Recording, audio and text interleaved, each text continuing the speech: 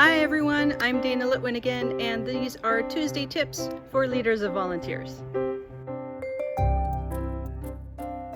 What are some of your Tuesday tips for seeing tech as not so scary, or even helping find some of the people as volunteers that can do the work in technology and kind of even help teach it to others?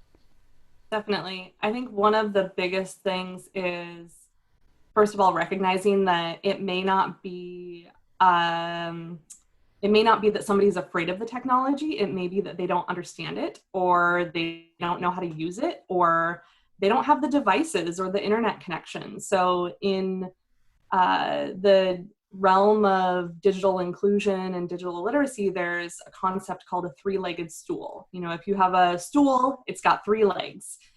Maybe it has four, but for this example, we're using the three.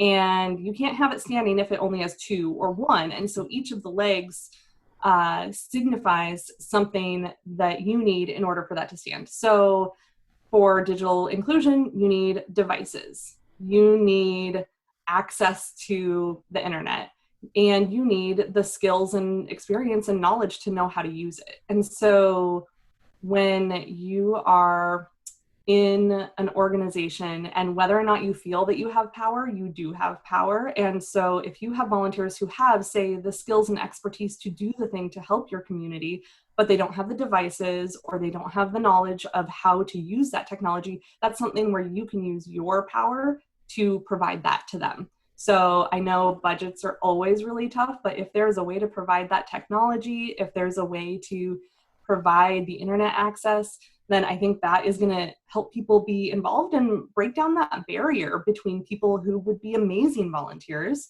and, you know, love to contribute to whatever you're doing, but they just don't have the access, right?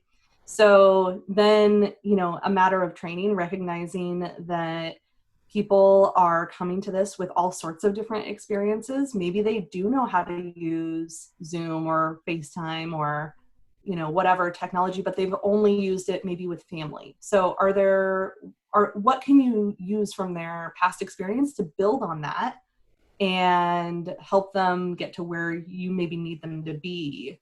So it's all about meeting them where they're at and then building that up. And that's a huge investment in not only the volunteer, but in your organization and the community. We're all interconnected in We're that way. all interconnected, like a series of tubes that form the internet.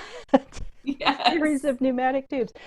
Yes, and to all of that. And it's so good for any leader or volunteer to remember that we don't have to know or understand or do everything all by ourselves. We're so used to being a department of one that there's so much of this talent across generations. Sometimes people think, oh, it's only Gen Z or younger millennials. And now it's like, no, my in-laws in their 80s and 90s are sometimes better at internet stuff than, you know, my sister who's in her 30s. So it's just, Yes. we should let go of stereotypes or assumptions about who uses tech and who's good at it. And like you said, just go to those individual skills and backgrounds and experiences. I love that Tuesday tip. It's very useful and wonderful.